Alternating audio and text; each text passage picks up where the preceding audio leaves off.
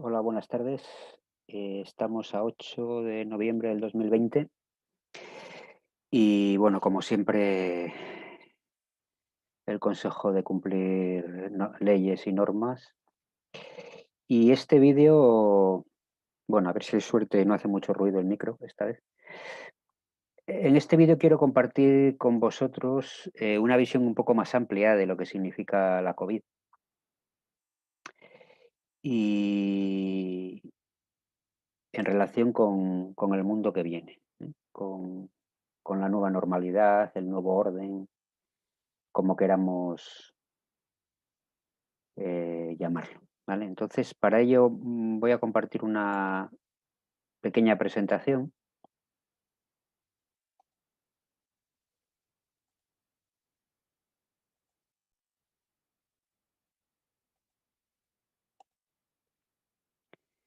Bien, en esta presentación quiero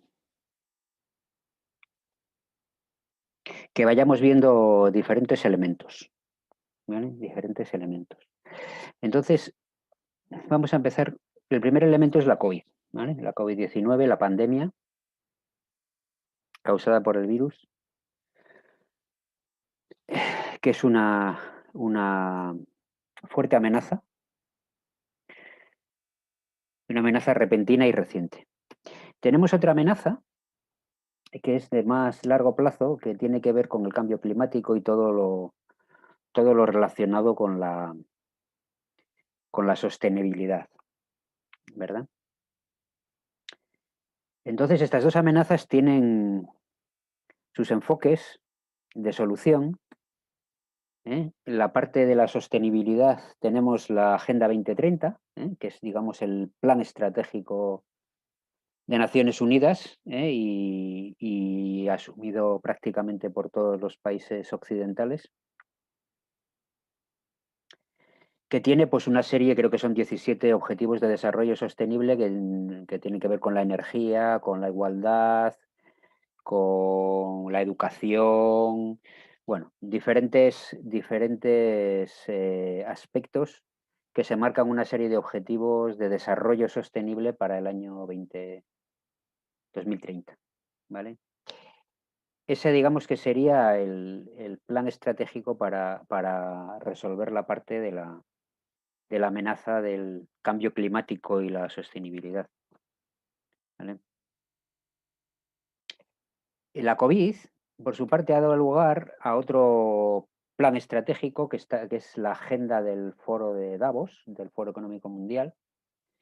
Lo veis ahí en la portada del libro COVID-19, el gran reinicio, ¿vale? La COVID a lo que da lugar es a un planteamiento estratégico de reinicio a nivel macroeconómico, a nivel social, a nivel microeconómico y a nivel individual. Es decir, de alguna manera con la COVID el mundo se apaga, ¿m?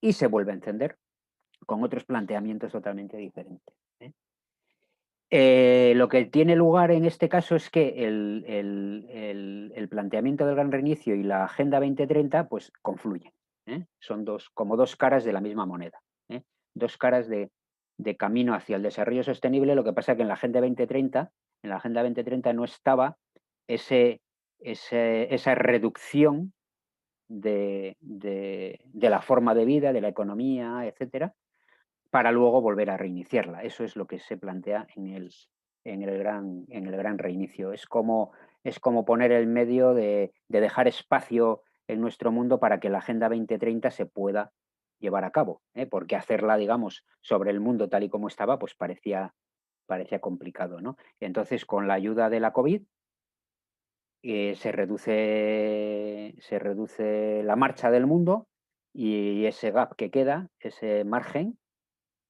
se vuelve a construir, se reconstruye de acuerdo a esta estrategia del gran reinicio, ¿vale? Entonces, de hecho, pues por ejemplo, en el gobierno vasco, la responsabilidad política de la Agenda 2030 y de la gestión de la COVID está en la misma persona, ¿eh? Esto, digamos que son dos caras de la misma moneda. De alguna forma, el gran reinicio es el proceso que ayuda y que lanza y que potencia la Agenda 2030, ¿vale?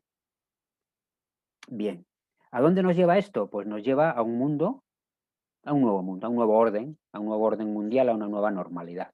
¿Eh? Una nueva normalidad, un mundo futuro, que lógicamente es un mundo mejor y que tiene dos características. Una, que es un mundo digital, ¿vale?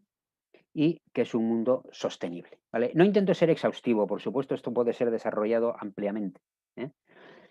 Pero sí que transmitir un poco el concepto, ¿no? Vamos a un mundo digital y sostenible, ¿vale? Y este es el concepto que engloba la COVID dentro de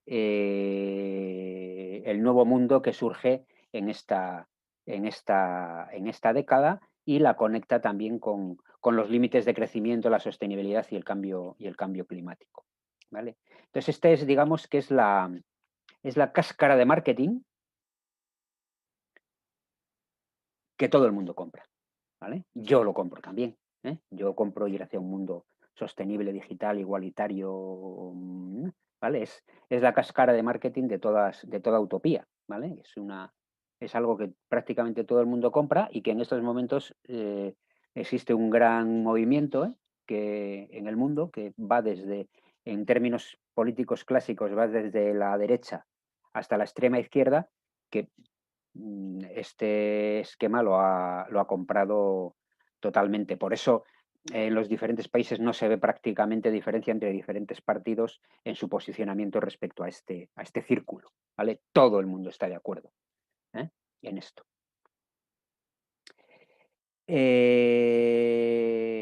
Este es el marketing. ¿Cuál es el producto?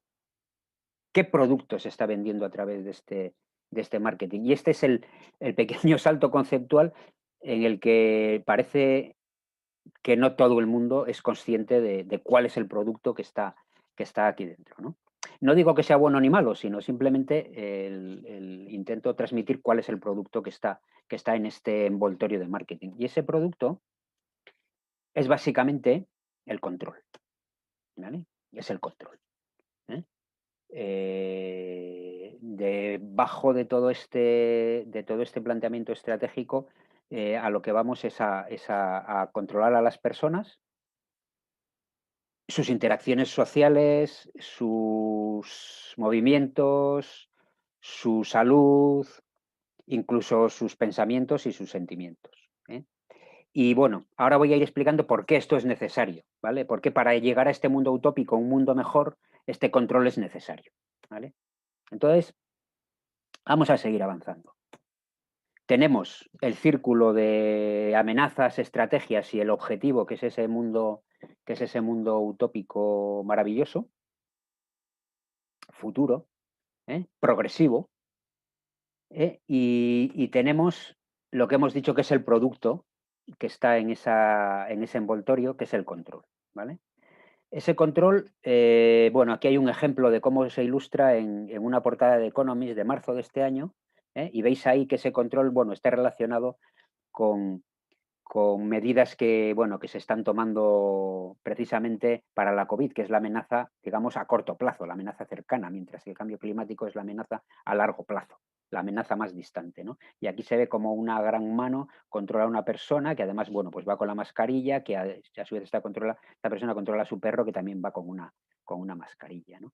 Entonces, vamos a seguir avanzando poco a poco. ¿Qué elementos necesitamos controlar para construir ese mundo futuro? Ese mundo sostenible y digital. Pues primero necesitamos controlar la expresión, ¿vale? El lenguaje, la información. ¿Por qué? Porque si no tenemos control sobre la expresión, tendremos disonancias y diferencias sobre ese proyecto futuro. Y ese proyecto será muy difícil de implementar, ¿eh? El lenguaje, la información, es la forma que tenemos las personas de coordinar nuestras acciones. En función de lo que decimos y de lo que nos comunicamos, actuamos de una manera, actuamos de otra. Si hay disonancias, si este proyecto, que tiene que ver con la agenda, con el gran reinicio, etcétera, recibe o está en medio de informaciones contradictorias que no son convergentes con el diseño del proyecto, el proyecto no se podría llevar a cabo. Sería muy complicado, ¿vale? Entonces, lo primero que tienes que controlar es la información, la expresión de la gente, ¿eh? ¿Qué más tienes que controlar? Bueno, pues necesitas controlar la movilidad. La movilidad es uno de los elementos fundamentales de nuestro modelo clásico, el modelo que está en cuestión y que se va a resetear, a reiniciar. Y bueno, esa movilidad mundial en la que todo el mundo puede ir a todas partes y puede, digamos que es algo que es una barrera, es una dificultad para llevar este proyecto adelante, ¿vale? Necesitas reducir esa movilidad, que además, con el argumento de que reducir esa movilidad reduce contaminación, reduce consumo de combustibles, etcétera, etcétera. Digamos que da más sostenibilidad al modelo, ¿vale? Y además, reduciendo esa movilidad, a su vez, puedes controlar mejor la expresión de las personas. Digamos que las personas están localizadas, etcétera, etcétera. Y el tercer elemento que tienes que controlar es la intimidad. ¿Por qué? Porque en la intimidad, en la parte privada de las personas, es donde pueden suceder cosas, o pueden suceder pensamientos, o pueden suceder comunicaciones que vayan en contra de este modelo, ¿vale? Entonces, si tú controlas hasta el último pensamiento de las personas, hasta su última interacción, puedes tener seguridad de que tu proyecto se ejecuta, sigue adelante. Digamos que es una parte más de alguna manera, del control de la expresión, porque controla la interacción, ¿vale? Lo que sienten, lo que piensan y cómo se relacionan las personas, ¿vale? Entonces, digamos que tu proyecto necesita un control de la expresión, de la movilidad y de la intimidad.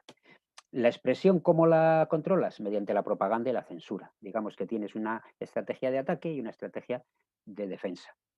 El ataque, das propaganda, informas sobre tu proyecto, sobre el gran reinicio, sobre la Agenda 2030, las amenazas del cambio climático, de la COVID, etcétera, y das una información perfectamente estructurada y perfectamente unificada sobre todos estos elementos, que es lo que te permite llevar a cabo tu proyecto, y a su vez censuras toda información que sea contradictoria o que vaya contra el proyecto.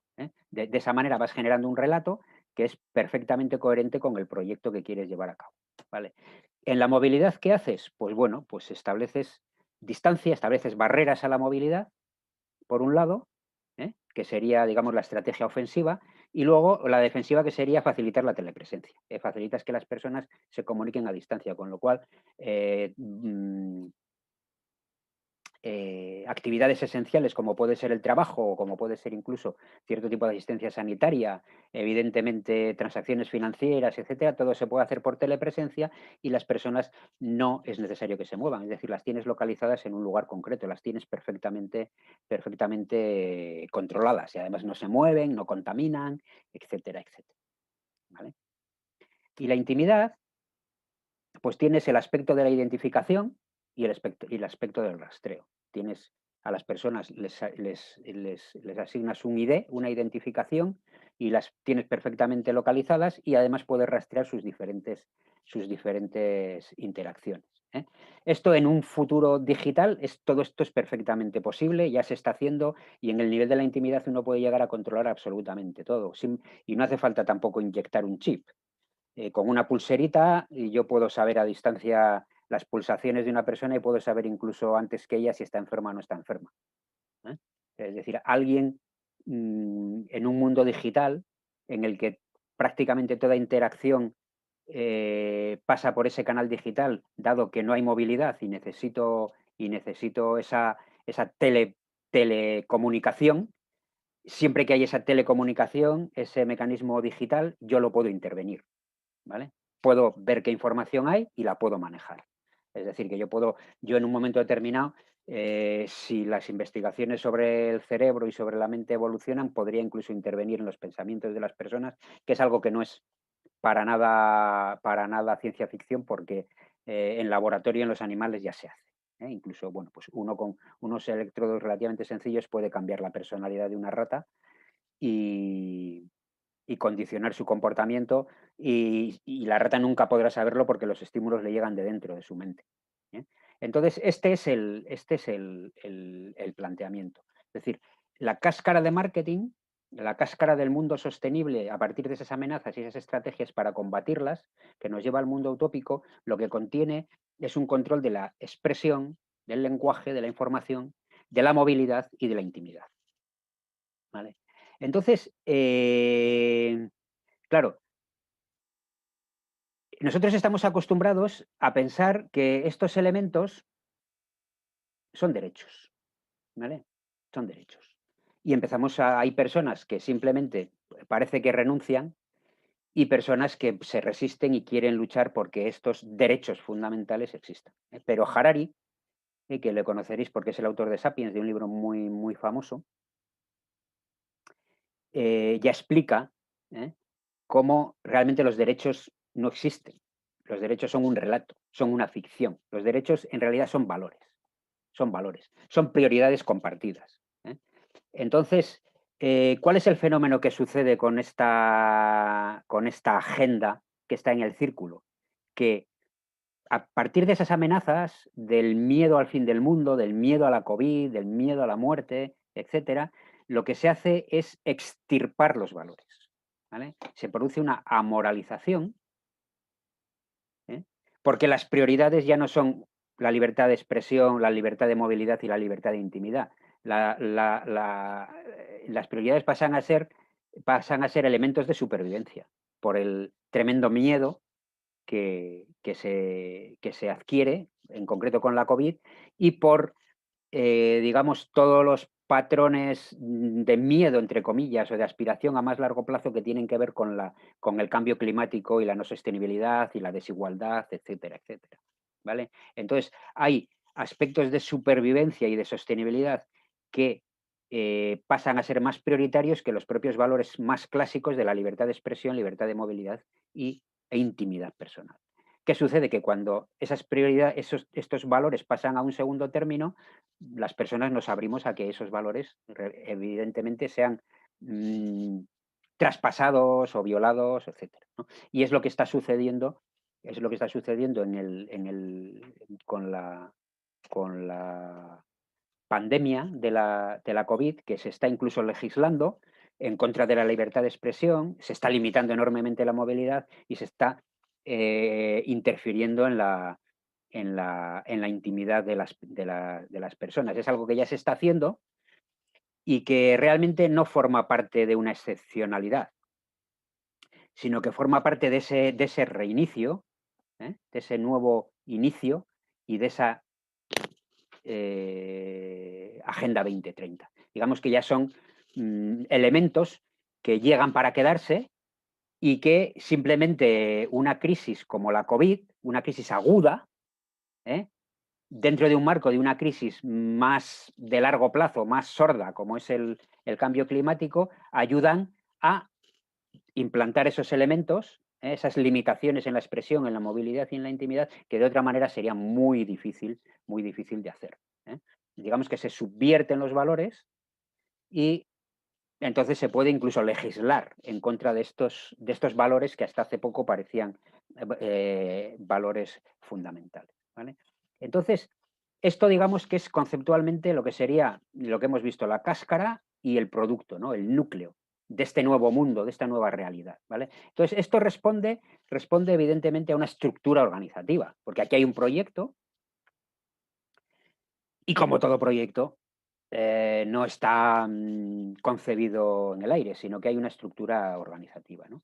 Entonces vamos a intentar ver algo de esta, vamos a ver si consigo que me haga caso, de esta estructura organizativa, ¿vale? Entonces, como toda estructura organizativa humana es una pirámide, es una jerarquía, ¿vale? En los últimos tiempos están muy de moda las estructuras planas y demás, pero en realidad cualquier organización humana que uno analice tiene un nivel mayor o menor de jerarquía, ¿vale? Es una pirámide. Entonces, en esta estructura organizativa, que es la que lleva a cabo este proyecto de nuevo mundo, de nueva realidad, ¿cuáles son los diferentes niveles? Bueno, pues tenemos un primer nivel en la punta, en la cima de la pirámide, que son las grandes corporaciones. No intento ser exhaustivo, solamente ilustrativo y representativo. Sé que puedo ser muy impreciso en lo que estoy diciendo, pero conceptualmente es correcto e intenta, bueno, por lo menos establecer un marco para que cada uno pueda luego investigar, ampliar, etcétera, y pueda comprender la generalidad, ¿vale? Las bases. Entonces, en la cúspide están corporaciones básicamente, bueno, corporaciones tecnológicas y financieras, lógicamente, que hoy en día incluso están muy mezcladas, muy entremezcladas y muy relacionadas, ¿no? Ahí tenemos el ejemplo de Microsoft o de Goldman Sachs, ¿no? Esas son grandes corporaciones que han tomado dimensiones incluso de facturaciones mayores al Producto Interior Bruto de muchos países, son globales, de ahí el globalismo, son corporaciones que funcionan en todo el mundo y que tienen una enorme, no solamente un poder económico financiero, sino también una enorme influencia política, ¿no? Debajo de estas corporaciones existe una serie de organismos supranacionales, ¿vale? Ahí he puesto 3 representativos, y son reales, esto no es una descripción de una conspiranoia ni nada parecido, esto es documentado y bueno, y es público y está en los periódicos. Entonces, bueno, pues tenemos organismos supranacionales como las Naciones Unidas, y en concreto la Organización Mundial de la Salud, el Banco Mundial, etcétera. Tenemos una organización como el Club Bilderberg, que es un club, digamos, privado de élites económico-financieras políticas del mundo, donde ahí, bueno, pues discuten sobre estrategia, discuten sobre esto que estamos hablando aquí, cuál es el futuro que queremos para el mundo y cómo queremos que sea, ¿vale? Eso lo hacen, digamos, élites mundiales en este club, Bilderberg, ¿eh?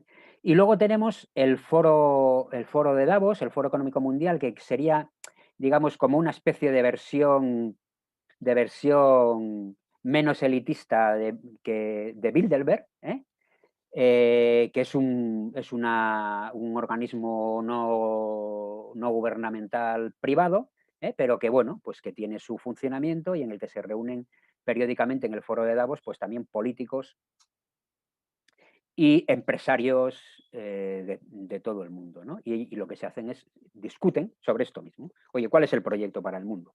¿Vale? Entonces, debajo de esas corporaciones están estos organismos supranacionales. Como son organismos supranacionales, ¿qué hay debajo?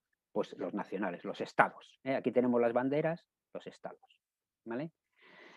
Entonces, ¿esta jerarquía cómo se establece? Bueno, pues hay un elemento que digamos, los foros globalistas insisten continuamente, que es en la cooperación público-privada. Si os fijáis, estos foros, estos elementos supranacionales son foros público-privados. Hay tanto políticos que en sus países están elegidos, bueno, en muchos países, por lo menos en los democráticos, están elegidos por la población en elecciones, ¿eh? Y hay también empresarios, están también presentes las corporaciones. Por ejemplo, la Organización Mundial de la Salud, pues prácticamente la mitad, no sé si es el 40 o 50%, está financiado por Bill Gates, ¿vale?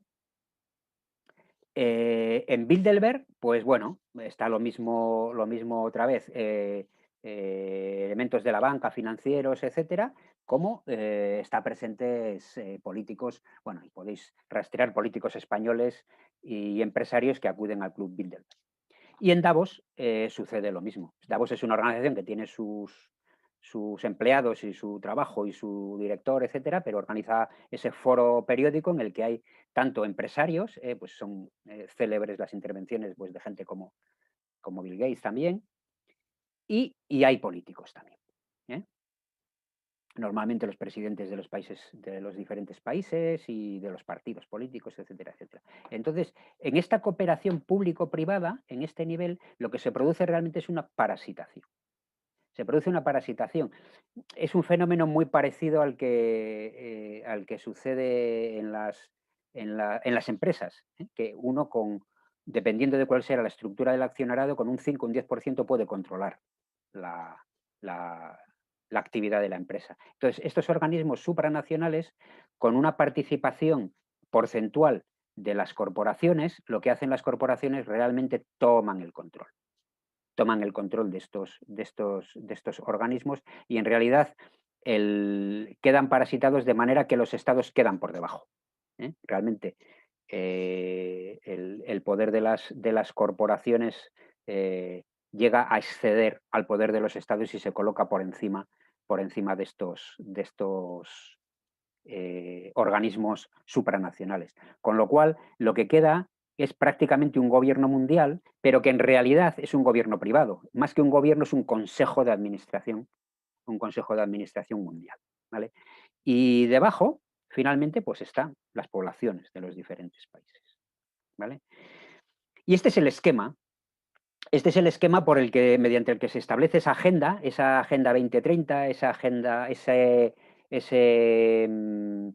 que sabéis que la Agenda 2030 pues viene de Naciones Unidas, el gran reinicio viene del Foro de Davos, y esto se establece en esta jerarquía con un mecanismo, con un diseño, se diseña.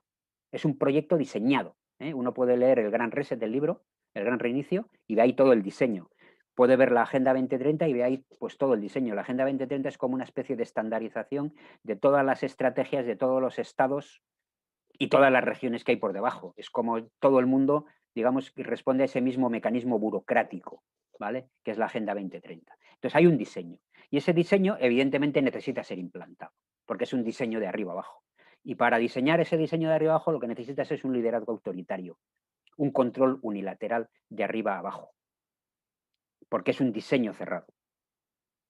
Es decir, necesitas eliminar la libertad de expresión, la libertad de movilidad y la intimidad. ¿Por qué?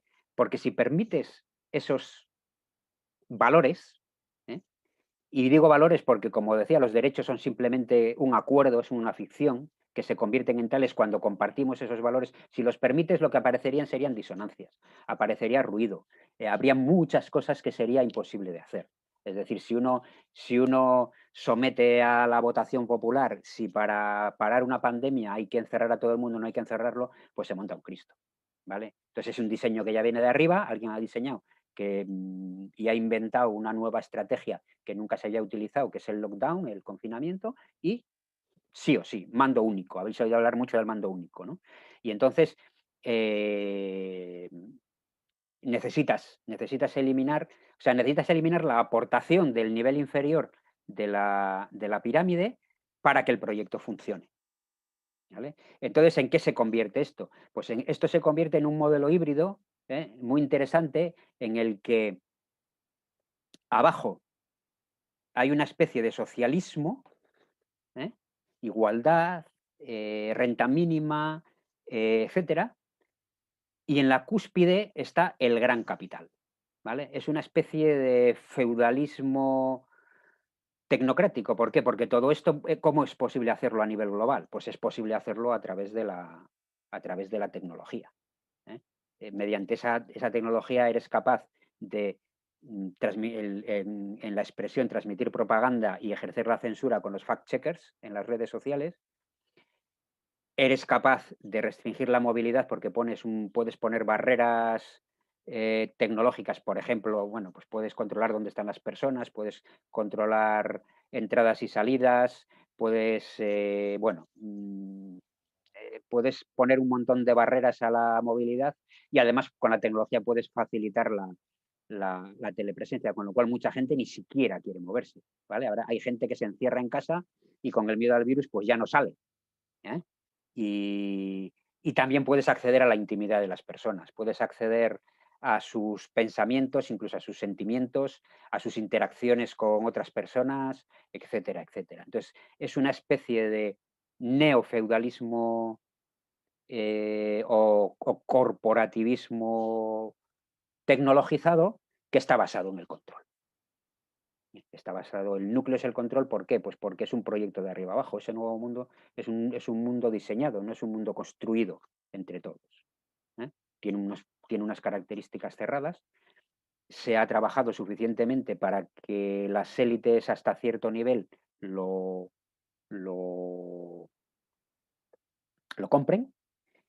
Y bueno, y a partir de aquí hay que ver si esta eliminación o prácticamente eliminación de la libertad de expresión, de la libertad de movilidad y de la intimidad, pues cuajan y este proyecto va adelante, ¿no? Bien, entonces para terminar me gustaría que vierais o que viéramos un vídeo que es hemos hablado, ¿no? De Davos, del Foro Económico Mundial, que habla de 8 predicciones, que en realidad son 8 proyecciones, ¿vale? 8 elementos del diseño del mundo para el 2030, ¿vale? Y que, bueno, pues si las observáis veréis que hay muchos de los elementos de los que yo os he hablado, en términos de qué tipo de mundo estamos hablando. Y si observáis y leéis entre líneas, veréis que ese control tanto de la libertad de expresión como de la libertad de movimiento, como de la libertad de intimidad, es necesario para que este proyecto, en tan poco tiempo además, pueda ser una realidad. Entonces, bueno, pues vamos a verlo.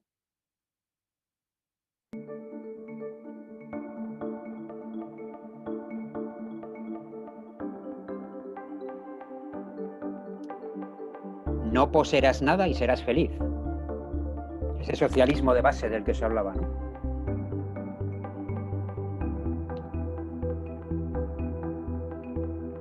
¿Veis? El grupo de países, ya no hay un país hegemónico, sino que hay un grupo de países. De hecho, está implícito que encima de estos países están las corporaciones.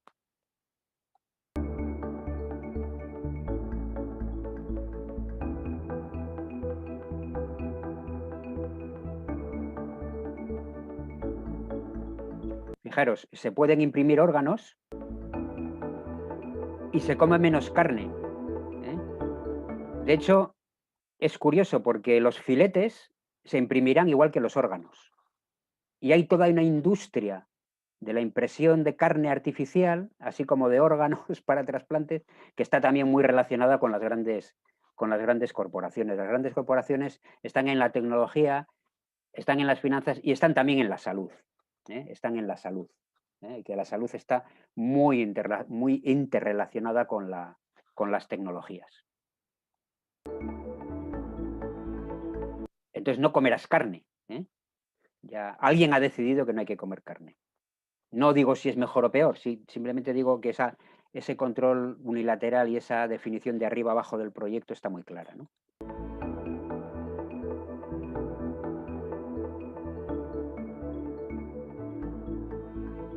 Ahí veis el desplazamiento de muchísimas personas por el cambio climático, lo que decía, ¿no? Una de las amenazas de las dos patas que ponía era el cambio climático, y aquí hay un gran movimiento de personas que esto hace que esos estados que están por debajo de los órganos supranacionales pasan a ser unos elementos, digamos, más de organización que de soberanía. Y las personas se empiezan a mover entre ellos y la organización mundial, o sea, la población mundial se reubica. ¿eh?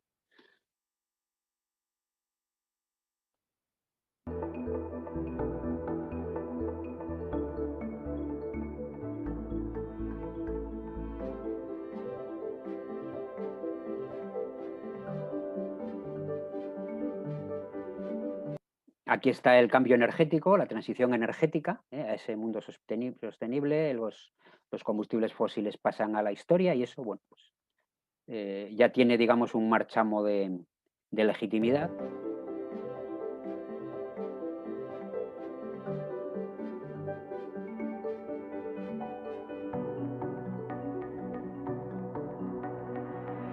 Y bueno, y aquí está, digamos, ya el sumum, que es el ir a Marte y encontrarnos con los alienígenas.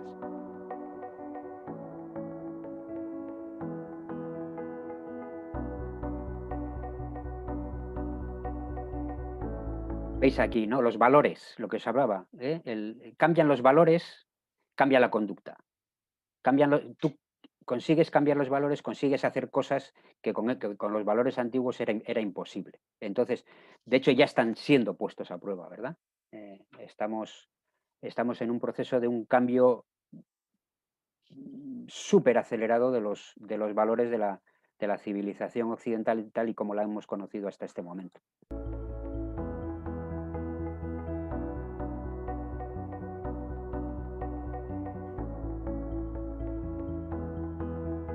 Y debemos cuestionar los valores que sustentan nuestra democracia, lo que os decía. Hasta ahora la libertad de expresión, la libertad de movimiento, el derecho a la intimidad eran valores bastante sagrados, digamos, de nuestras democracias, y hay que cuestionarlos. Hay que cuestionar esos valores porque igual ya no nos sirven para el futuro, ¿no? Y eso es lo que lo que tenemos que ver. Bueno, y esto es uno de esos organismos supranacionales, que es el Foro Económico Mundial. Esto engarza mucho con la Agenda 2030, con la sostenibilidad, ¿eh? Y está dentro de ese proyecto, que es un proyecto de arriba abajo y que necesita, lógicamente, para ser ejecutado con eficacia y con eficiencia y de forma rápida, como se está intentando hacer, necesita, lógicamente, un mando único, alguien que esté al control de una forma autoritaria y que es ese gobierno mundial, o mejor dicho, esa gobernanza mundial en forma de consejo de administración de las grandes corporaciones, ¿eh? Entonces, bueno, espero que os sirva este vídeo para reflexionar, para buscar vosotros mismos información y para poner en contexto, pues, muchas de las cosas que estamos viviendo en estos días. Así que nada, cuidaros y un beso grande.